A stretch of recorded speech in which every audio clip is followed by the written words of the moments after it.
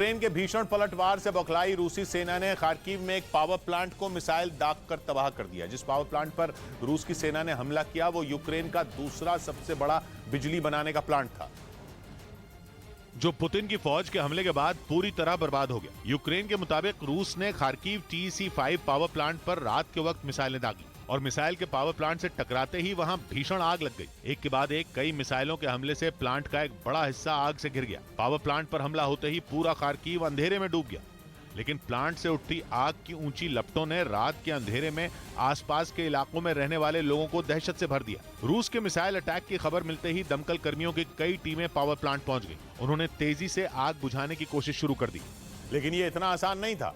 वक्त बीतने के साथ वहां लगी आग बढ़ती जा रही थी।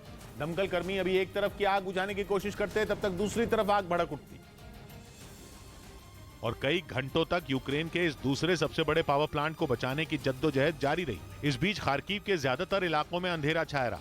बिजली जाते ही वहां चलने वाली ट्रेनें जहां थी वहीं खड़ी हो गईं। सड़कों पर गाड़ियों की लंबी कतार लग गई। पैदल चलने वाले लोग मोबाइल फोन की लाइटों के भरोसे हो गए। इस बीच खार्किव के मेयर ने दावा किया कि पावर प्लांट पर हुए अटैक में एक आदमी की मौत हो गई, जबकि कई लोग घायल भी हो गए। बताया गया कि कई घंटों की कड़ी मेहनत के बाद पावर प्लांट में लगी आग को बुझाया जा सका। हालांकि इस दौरान प्लांट का एक बड़ा हिस्सा आग की भेंट चढ़ गया और कहा जा रहा है कि पिछले करीब एक महीने की जंग में ये यूक्रेन को लगने वाला सबसे बड़ा झटका है, क्योंकि पिछले करीब एक महीने से जेलेंस्की की सेना ही रूसी सैनिकों को ऐसी चोट पहुंचा रही है कि वो अपने कब्जे वाले ज्यादातर इलाकों से भाग रहे हैं। और कुछ ऐसा ही खार्किव में भी देखने को मिला, जहां यूक्रेन के सैनिकों ने उत्तर पूर्व खार्किव में रूसी सेना को खदेड़ दिया और पूरे इलाके को वापस अपने कंट्रोल में ले लिया। इसके बाद पुतिन ने वहां बचे हुए अपने सैनिकों की जान बचाने के लिए उन्हें बेस छोड़कर हट जाने का आदेश दिया। इस बीच यूक्रेन ने अपनी सेना का एक और वीडियो जारी किया, जिसमें उसके सैनिक जीत की खुशी मनाते दिखे। यूक्रेन ने दावा किया कि उसकी सेना ने रूस की सीमा से करीब 1.5 किलोमीटर दूर बसे एक गांव को वापस अपने कब्जे में ले लिया। इसके साथ ही उत्तर खार्किव के 40 से ज्यादा उन इलाकों पर भी कंट्रोल का दावा किया गया जो रूस के कब्जे में थे। और यूक्रेन के मुताबिक जंग शुरू होने के 200 दिन पूरा होते ही एक अहम शहर खार्किव के हाथ से निकल जाने पर पुतिन बुरी तरह बौखला गए और इसी वजह से उनकी सेना ने पावर प्लांट को निशाना बनाने के साथ साथ खार्किव में यूक्रेन की सेना के कई बेस पर भी भीषण हमला बोल दिया। और रूस ने दावा किया कि उसके लड़ाकू हेलीकॉप्टरों ने खार्किव में यूक्रेन की सेना पर मिसाइलों की बरसात कर दी। रूस के मुताबिक उसकी सेना ने चुन चुनकर यूक्रेन के मिलिट्री ठिकानों को तबाह कर दिया। दावा किया गया कि हमला ज्यादातर उन इलाकों में किया गया जहां यूक्रेन की सेना ने वापस कब्जा जमा लिया था। रूस के मुताबिक उसके हमले में यूक्रेन की सेना को भारी नुकसान हुआ। बताया गया कि खार्किव में रूसी सेना के अटैक में यूक्रेन के 250 से ज्यादा सैनिकों की मौत हो गई, जबकि हमले में 12 बख्तरबंद गाड़ियों समेत कुल 29 गाड़ियां बर्बाद हो गई। इसके साथ ही रूस ने दावा किया कि उसके लड़ाकू हेलीकॉप्टरों ने यूक्रेन का एक मल्टीपल रॉकेट लॉन्चर भी उड़ा दिया। इधर यूपी के बुलंदशहर से एक वीडियो सोशल मीडिया पर जमकर वायरल हो रहा है, जिसमें 2 लड़के सरेआम फायरिंग करते हुए नजर आ रहे हैं। बर्थडे पार्टी में लाउड म्यूजिक और फायरिंग, पहले केक कटा और फिर जश्न में गोलियां चली। सरेआम तमंचे से फायरिंग करने का ये वीडियो बुलंदशहर के कुर्जा इलाके का है, जहां बर्थडे पार्टी में 2 लड़कों ने कई राउंड फायरिंग की। बर्थडे सेलिब्रेट करने के दौरान लड़के ने पहले कार के बोनट पर रखे केक को काटा और फिर उसके साथ पार्टी में मौजूद 2 लड़कों ने तमंचा लहराते हुए हवा में फायरिंग कर दी। वहीं फायरिंग का वीडियो सामने आने के बाद पुलिस ने इस मामले में एक्शन लिया है और राज्य की कानून व्यवस्था को चुनौती देने के खिलाफ कार्रवाई की। वीडियो के आधार पर पुलिस ने बर्थडे पार्टी में फायरिंग करने वाले एक आरोपी लड़के को गिरफ्तार कर लिया है, लेकिन अवैध तमंचे से फायरिंग करने वाला दूसरा लड़का अब तक फरार है। इधर उत्तर प्रदेश के अमेठी में एक अवैध मदरसे को जमींदोज कर दिया गया। दावा किया गया कि चारागाह की जमीन पर कब्जा कर इसे बनाया गया था और करीब 23 साल से इसे अवैध तरीके से चलाया जा रहा था, जिसके बाद इस पर कार्रवाई करते हुए मदरसे को मिट्टी में मिला दिया गया। अवैध निर्माण को राजस्व और पुलिस की टीम द्वारा ध्वस्त करा दिया गया है। चारागाह की जमीन पर बने इस अतिक्रमण के टूटने से वहां अफरा तफरी मच गई, जिसके बाद कुछ लोगों ने नारेबाजी कर हंगामा करने की कोशिश की। हालांकि उन्हें वक्त रहते समझा दिया गया। वहाँ लैंड ऑर्डर का कोई समस्या नहीं है, सामान्य स्थिति है। बताया गया कि आरोपी ने हाईवे के किनारे करोड़ों की जमीन पर मदरसा बना लिया था, जिसे मिट्टी में मिलाने के साथ ही उस पर करीब 2.25 लाख का जुर्माना भी लगाया गया। उधर यूपी के मुजफ्फरनगर से हैरान करने वाली एक खबर सामने आई है, जहां पर पहले से शादीशुदा आदमी बारात लेकर पहुंच गया, जिसके बाद गुस्साए लोगों ने पहले दूल्हे को बंधक बनाया और पिटाई की। और फिर सबके सामने दूल्हे को मुर्गा बना दिया, जिसका वीडियो भी सामने आया है। घटना मुजफ्फरनगर के बुढ़ाना के गांव परासौली की है। आरोप है कि 10 सितंबर को कांधला से जहांगीर नाम का आदमी दूल्हा बनकर आया, जो कि पहले से शादीशुदा था, लेकिन दुल्हन पक्ष के लोगों को इसकी जानकारी नहीं थी। लेकिन जिस वक्त बारात ने खाना खा लिया और निकाह की तैयारी शुरू हुई तो एक महिला वहां पहुंच गई और दूल्हे को अपना पति बताया। बस फिर क्या था, हंगामा मच गया, जिसके बाद दूल्हे को बंधक बनाकर पिटाई की गई और उसे पुलिस के हवाले कर दिया गया। वहीं पीड़ित पक्ष का कहना है कि अच्छा हुआ निकाह से पहले बात पता चल गई, वरना उनकी लड़की की जिंदगी खराब हो सकती थी। लड़कियों की जिंदगी खराब बर्बाद करते फिर रहा है, किसी और बच्ची के साथ ना हो। वहीं पुलिस ने शिकायत मिलने के बाद 3 आरोपियों को शांति भंग करने के आरोप में गिरफ्तार किया है। 3 लोगों को शांति भंग की आशंका में गिरफ्तार किया। इस बीच शादीशुदा दूल्हे को मुर्गा बनाने की घटना पूरे इलाके में चर्चा का विषय बन गई है, जिसका वीडियो सोशल मीडिया पर वायरल हो रहा है।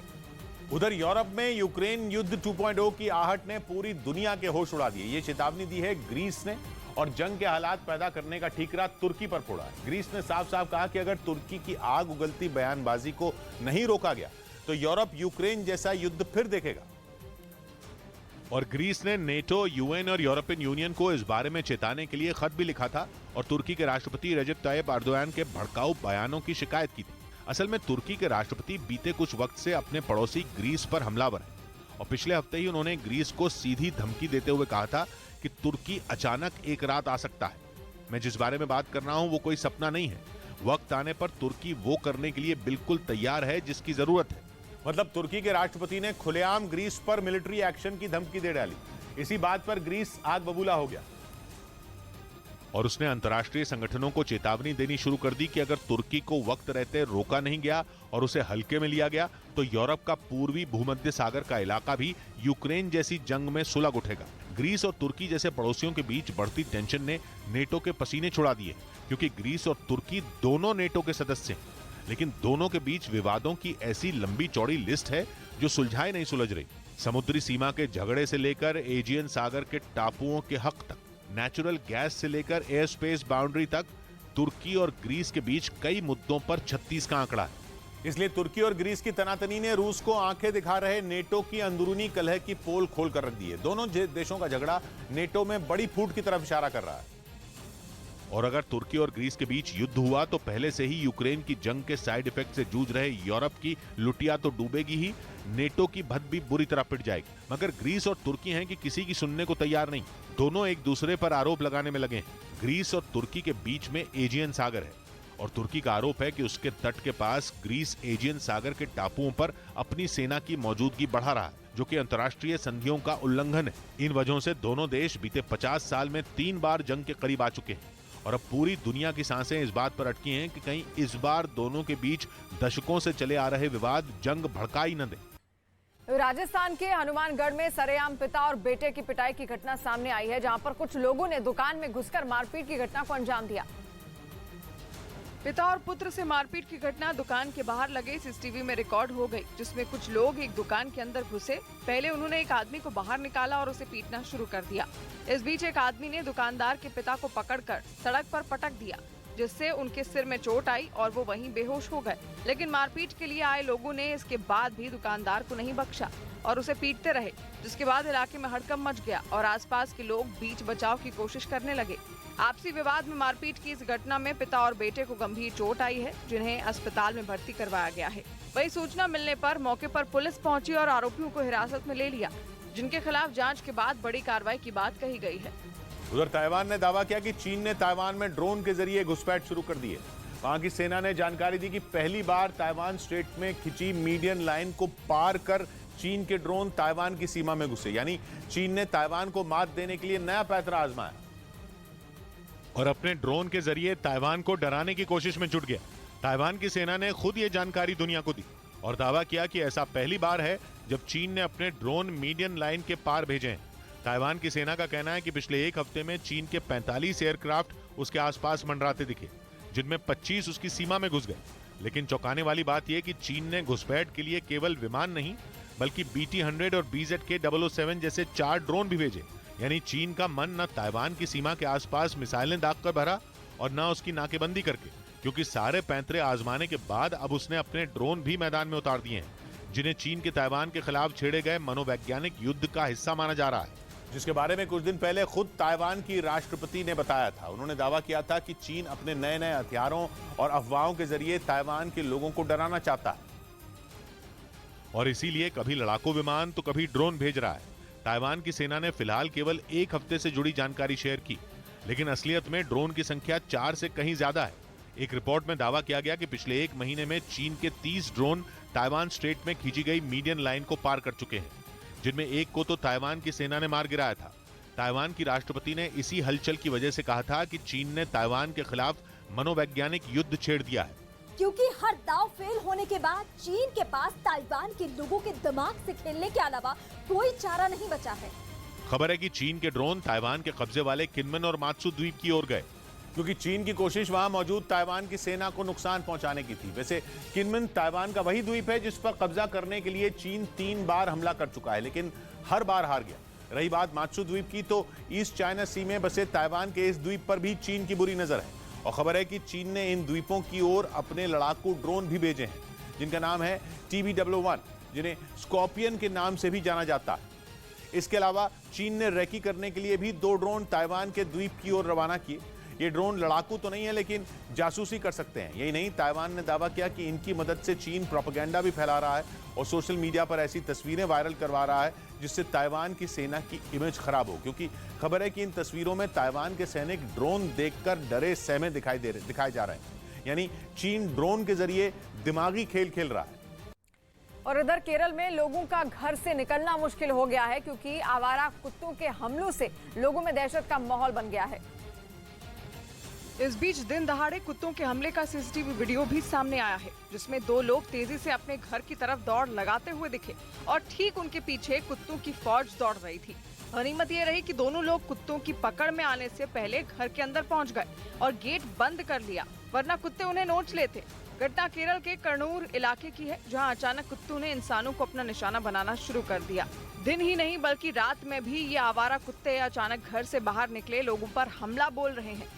दावा है कि इस साल केरल में करीब 2.25 लाख लोगों को आवारा कुत्ते अपना शिकार बना चुके हैं, जिसमें बच्चे भी शामिल हैं। चीन से बढ़ रहे तनाव के बीच ताइवान अमेरिका के साथ एक ऐसी डील करने जा रहा है जो चीन की पनडुब्बियों के लिए घातक साबित हो सकती है। समंदर में अपनी सेना की ताकत बढ़ाने के लिए ताइवान अमेरिका से 4 MQ-9B सी गार्डियन ड्रोन मंगाने जा रहा है और ये ड्रोन दक्षिण चीन सागर में ताइवान की घेरेबंदी करके बैठी चीन की पनडुब्बियों के लिए काल साबित हो सकता है। कहा जाता है कि अमेरिका के इस खतरनाक ड्रोन की निगाहों से बच पाना नामुमकिन है। ये इतना शातिर है कि सैकड़ों फीट की ऊंचाई से भी अपने दुश्मन पर नजर रख सकता है।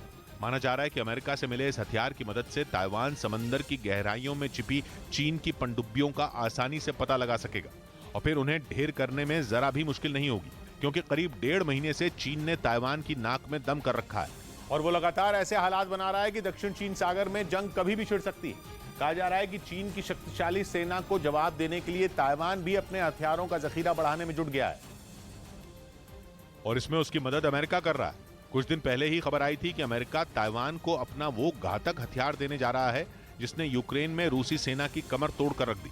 खबर के मुताबिक ताइवान ने भी अमेरिका से मल्टीपल लॉन्च रॉकेट सिस्टम हाइमार्स लेने के लिए डील की है। कहा जाता है कि इसी अमेरिकी हथियार के दम पर यूक्रेन की सेना ने रूसी सेना को बुरी तरह छकाया। माना जा रहा है कि यूक्रेन में हाइमार्स की ताकत और वार देखकर ही ताइवान ने इसे खरीदने का फैसला किया। खबर के मुताबिक ताइवान ने पहले अमेरिका से 18 हाइमार्स लेने का फैसला किया था, लेकिन चीन से तनाव बढ़ने के बाद अब वो 29 हाइमार्स मंगाने जा रहा है। इसके साथ ही ताइवान ने अमेरिका से MQ-9B सी गार्डियन ड्रोन की भी डील की। यानी ताइवान सिर्फ जमीन से नहीं, आसमान से भी चीन को जवाब देने की पूरी तैयारी कर रहा है, क्योंकि अमेरिका का ये ड्रोन बेहद आधुनिक और ताकतवर माना जाता है। कहा जाता है कि MQ-9B सी गार्डियन किसी भी तरह के मौसम में आसानी से उड़ान भर सकता है। अमेरिका का ये ड्रोन लंबे समय तक उड़ान भरकर जासूसी में माहिर है। MQ-9B सी गार्डियन ड्रोन करीब 40 घंटे से ज्यादा समय तक लगातार उड़ान भर सकता है और ये 40,000 से भी ज्यादा फीट की ऊंचाई से दुश्मन पर नजर रख सकता है। ताइवान ने ऐसे 4 ड्रोन मंगाने के लिए अमेरिका से $555 मिलियन यानी भारतीय रुपयों में करीब 4,500 करोड़ का सौदा किया है। ताइवान ने दावा किया कि इस ड्रोन के उसकी सेना में शामिल हो जाने के बाद ताइवान स्ट्रेट में चीन की पनडुब्बियों पर नजर रखना आसान हो जाएगा। उधर उत्तराखंड के बागेश्वर में आग लगने से हड़कंप मच गया और भीषण आग की चपेट में आने से एक होम स्टे कैफे जलकर राख हो गया। आग की लपटें इतनी तेज थी कि कुछ ही देर में होम स्टे कैफे इसकी जद में आ गया। कैफे में खाने बनाने के दौरान गैस का रिसाव हुआ और आग लग गई। जिस वक्त यह हादसा हुआ उस वक्त बागेश्वर के साथ साथ बाकी जिले से आए कई किसान यहां मौजूद थे। आग लगते ही होम स्टे कैफे और उसके आसपास के लोगों ने किसी तरह अपनी जान बचाई, लेकिन भीषण आग में कैफे पूरी तरह जलकर राख में तब्दील हो गया। गैस रिसाव हुआ और अचानक आग पकड़ी और हमारी बस से बाहर चले गई। गनीमत ये रही कि आग लगते ही कैफे से सभी लोग सुरक्षित बाहर आ गए, वरना बड़ा हादसा हो सकता था। वहीं लाखों का नुकसान होने की वजह से होम स्टे कैफे के मालिक परेशान हैं और प्रशासन से मदद की अपील कर रहे हैं।